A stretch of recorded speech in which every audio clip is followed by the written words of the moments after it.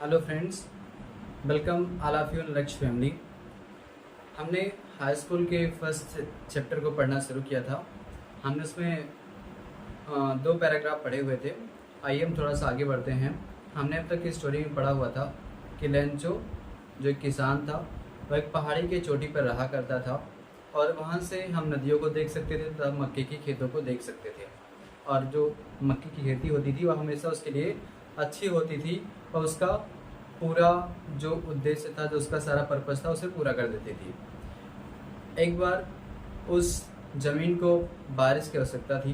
बारिश हुई पर साथ ही साथ ओले पड़ने लगे और जो पूरा जो क्षेत्र था वहाँ का बगीचा या कह सकते हैं पूरी पहाड़ी, जो उनका खेत था, पूरा घर था, वह बर्फ़ से भर चुका था।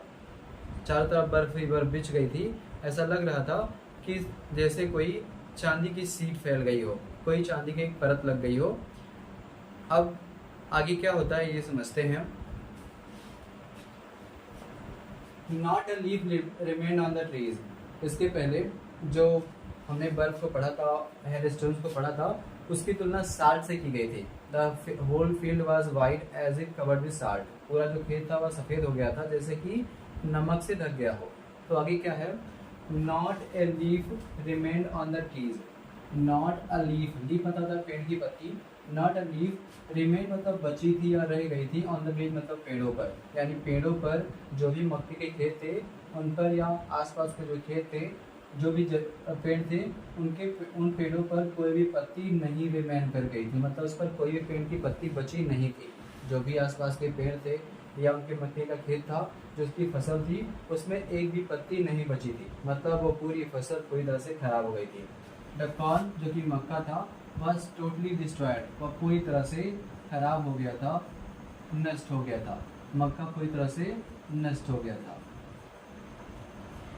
Not a leaf remain on the trees, पेड़ों पर एक भी पत्ती बची नहीं थी और जो मक्का था वह पूरी तरह से नष्ट हो गया था, खराब हो गया था। इसके बाद क्या हुआ, द फ्लावर्स जो फूल थे, वर गॉन फ्रॉम द प्लांट्स, वो पौधों से चले गए थे। हुआ क्या कि पेड़ की पत्तियां गिर गई और जो फूल थे वह भी पौधों से चले गए थे। The flowers were gone from the plants, पौधों से फूल भी चले गए थे। लेंचो सोल, लेंचो की जो आत्मा थी, वह फील्ड भर गई विद सैडनेस। सैडनेस मतलब दुख से। जो लेंचो की आत्मा थी, जो लेंचो का विचार था, जो उनके ख्वाब थे, वह सब दुख से भर गए। उसमें जो उसकी आत्मा थी वह दुख से भर गई। वह जो सोच रहा था उसमें दुख ही दुख भरा था। Not a leaf remain on the trees, पेड़ों पर एक भी पत्ती बची नहीं थी। The corn was totally destroyed, मक्का पूरी तरह से नष्ट हो गया था। The flowers were gone from the plants, पौधों से फूल चले गए थे। Lencho's soul was filled with sadness, Lencho की आत्मा दुख से भर चुकी थी। When the storm had passed, when जब, द स्टॉर्म मतलब वह तूफान जिसमें ओले आए थे, जो ओला लेकर आया था, जब वह तूफान पास्ड हो गया, गुजर गया, जब वह तूफान गुजर गया, ही स्टूड, वह खड़ा हुआ। कहाँ खड़ा हुआ, इन the middle of the field, वह खेत के मध्य में खड़ा हुआ। जब तूफान गुजर गया तो अपने खेत के मध्य में खड़ा हुआ। कौन खड़ा हुआ, लेंचो। लेंचो उस स्थान पर अपने खेत के बीच में खड़ा हुआ। And said to his sons, और अपने पुत्रों से बोला। लेंचो जो कि उस खेत का मालिक था, वो अपने पुत्रों से क्या बोलता है, वह खेत के बीच में खड़ा हो जाता है और बोलता है, ए प्लेग, प्लेग मतलब क्या होता है, टिड्डी। ए प्लेग ऑफ लोकस्ट मतलब जो टिड्डियों का दल है। ए प्लेग ऑफ लोकस्ट, लोकस्ट मतलब है टिड्डी, और प्लेग मतलब हो जाएगा दल, या कह सकते हैं समूह। जो टिड्डियों का समूह है, जो टिड्डियों का समूह है, जिनका ग्रुप है, वुड हैव लेफ्ट मतलब छोड़ देता, देन दिस, इससे अधिक जो चीज़ें हैं, जो अनाज है, वह कौन छोड़ देता, टिड्डियों का दल छोड़ देता। अगर टिड्डियाँ भी आ जाती तो इससे अधिक अनाज छोड़ देती। The hell has left nothing, जो ओला था, जो ओला है मतलब जो ओला वहाँ बरसा था, उसने कुछ भी नहीं छोड़ा था। जो ओला वहाँ बरसा था, जो बर्फ के कण गिरे थे वहाँ के पौधों के ऊपर, पूरी पहाड़ी के ऊपर, पूरे घर के ऊपर, उसने कुछ भी नहीं छोड़ा था। लेंचो क्या कह रहा है अपने बच्चों से कि अगर टिड्डियाँ भी आ जाती, जिनकी संख्या करोड़ों में होती है, जो बहुत सारी करोड़ों की संख्या में आती हैं, यदि वो आ जाती है और उसकी फसलों पर बैठ जाती और उसके फसलों को खा जाती, फिर भी इससे कुछ अनाज बच जाता, कम से कम पत्तियाँ बच जाती, कुछ नीचे के जो अनाज बचे होते वो बच जाते। लेकिन जो ओला आया था, जो हेल आया था, जो बर्फ गिरी थी, हैज़ लेफ्ट नथिंग, उसने कुछ भी नहीं छोड़ा, क्योंकि वह जो पूरा पौधा था वह पूरा ही खराब हो गया। दिस ईयर, इस वर्ष, we will have no corn, इस वर्ष हमारे पास कोई अनाज नहीं होगा, इस वर्ष हमारे पास कोई मक्का नहीं होगा। लेंचो क्या कहता है अपने पुत्रों से कि जो टिड्डियों का दल आ जाता तो इससे अधिक छोड़ देता, इससे अधिक अनाज छोड़ देता, लेकिन ओले ने तो कुछ भी नहीं छोड़ा। This year we will have no corn, इस वर्ष हमारे पास कोई मक्का नहीं होगा। इसके पहले फिर से द फर्स्ट जो हमने पैराग्राफ लिखा है, not a leaf remained on the trees, पेड़ों पर एक भी पत्ती नहीं बची थी, क्योंकि वहाँ बहुत अधिक ओला वर्षा था, और ओला वर्षा था तो जो भी पत्तियाँ थी पेड़ के ऊपर गिरा था तो पूरी पत्तियाँ नष्ट हो गई थी। The corn was totally destroyed, जो मक्का था पूरी तरह से नष्ट हो चुका था, खराब हो चुका था। The flowers were gone from the plants, पौधों से फूल भी चले गए थे। Lencho's soul was filled with sadness, अब इतना कुछ होने के बाद वो लेंचो था जिसकी सारी फसल थी, जिसने इतनी मेहनत करी थी, और सब कुछ खराब हो गई थी, इसके बाद दुखी हो गया था, उसकी आत्मा दुखी हो गई थी। When the storm had passed, जब तूफान गुजर गया, he stood in the middle of the field, वह खेतों के मध्य में खड़ा हुआ, अपने खेत के मध्य में जाकर खड़ा हुआ, and said to his sons, और अपने पुत्रों से बोलता है, क्या बोलता है? A plague of locusts, यदि टिड्डियाँ भी आ जाती, would have left more than this, तो वह इससे अधिक अनाज छोड़ देती, या टिड्डियाँ भी आती तो थोड़ा कम से कम पौधा छोड़ देती। The hail has left nothing, ओले ने तो कुछ भी नहीं छोड़ा। This year we will have no corn, इस वर्ष हमारे पास कोई मक्का नहीं होगा, इस वर्ष हमारे पास कोई अनाज नहीं होगा। आगे है, That night was a sorrowful one, वह जो रात थी बहुत ही sorrowful थी, बहुत ही दुखद थी।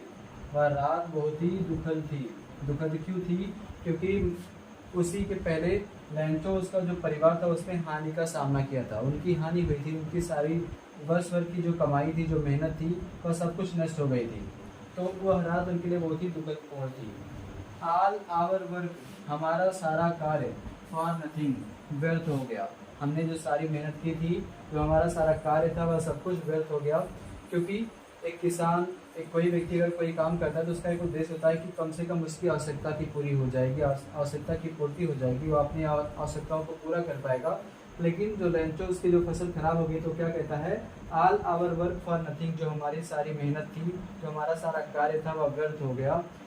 इसके बाद है, there is no one who can help us, there is no one, यहाँ ऐसा कोई नहीं है, हु कैन हेल्प अस, जो हमारी मदद करे, यहाँ ऐसा कोई नहीं है जो हमारी मदद कर सके।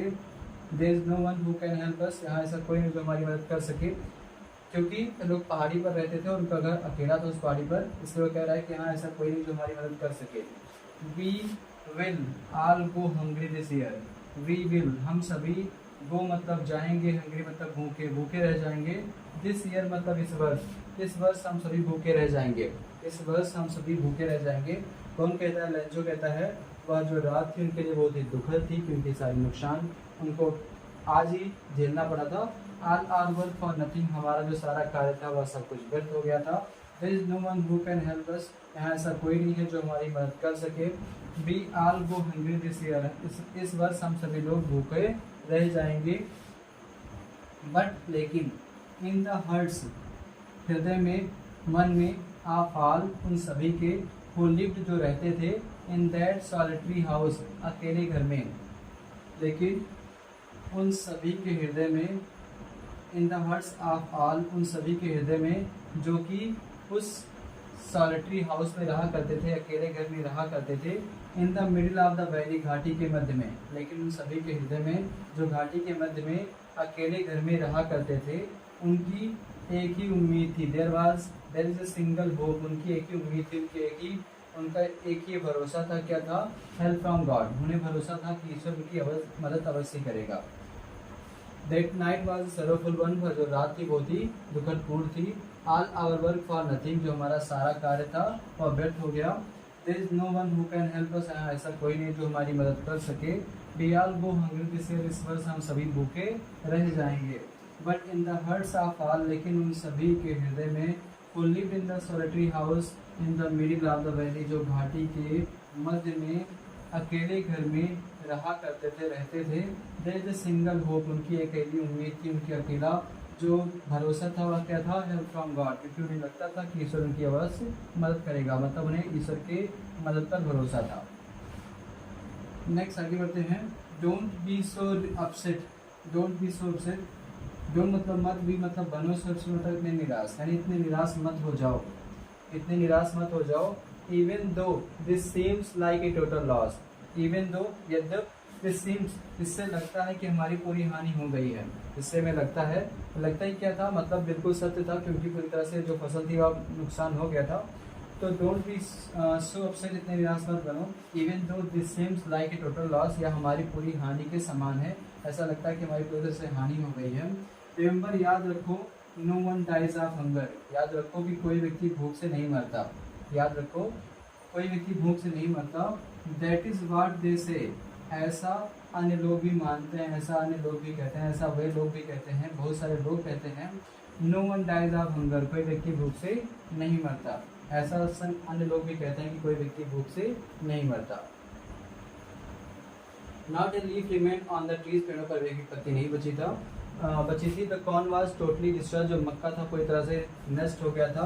The flowers were gone from the plant, पौधों से फूल चले गए थे। Lencho's soul was filled with sadness, Lencho की जो आत्मा थी दुख से भर गई। When the storm had pass, जब तूफान गुजर गया। He stood in the middle of the field, वह खेत के मध्य में खड़ा हुआ and said to his sons, और अपने पुत्रों से बोला। ए प्लेग ऑफ लोकस्ट, टिड्डियों का दल भी would have left more than this, इससे अधिक छोड़ देता, इससे अधिक अनाज टिड्डियों का दल भी छोड़ देता। The hail has left nothing, गोले ने कुछ भी नहीं छोड़ा। This year we will have no corn, इस वर्ष हमारे पास कोई मक्का नहीं होगा, कोई अनाज नहीं होगा। That night was sorrowful one, वह रात जो थी बहुत ही दुखदपूर्ण थी, बहुत ही दुखदाई थी। All our work for nothing, हमारा जो सारा कार्य था वह व्यर्थ हो गया। There is no one who can help us, यहाँ ऐसा कोई नहीं जो हमारी मदद कर सके। We all go hungry this year, इस वर्ष हम सभी भूखे रह जाएंगे।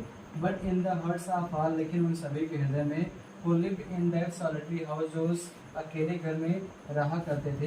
इन the middle of the valleys, घाटी के मध्य में। There is a single hope, उनकी एक ही उम्मीद थी। हेल्प फ्रॉम गॉड, ईश्वर से मदद, उनकी एक ही उम्मीद थी, ईश्वर से मदद। डोंट बी सो अपसेट, निराश मत बनो, उनके फैमिली मेम्बर्स कहते हैं, उनके परिवार लोग कहते हैं लेंचो से, इतने निराश मत हो जाओ। Even though this seems like a total loss, इससे हमारी पूरी तरह से हानि हो गई है, ऐसा लगता है कि हमारी पूरी तरह से हानि हो गई है। No remember, no one dies of hunger, याद रखो कोई व्यक्ति भूख से नहीं मरता। दैट इज व्हाट दे से, अन्य लोग भी ऐसा कहते हैं कि कोई व्यक्ति भूख से नहीं मरता। हमने हाफ जो चैप्टर है, first chapter a letter to God written by G L. Fuentes, इसे कंप्लीट कर लिया है। नेक्स्ट वीडियो में हम इसके और भी पैराग्राफ्स को पढ़ेंगे। धन्यवाद।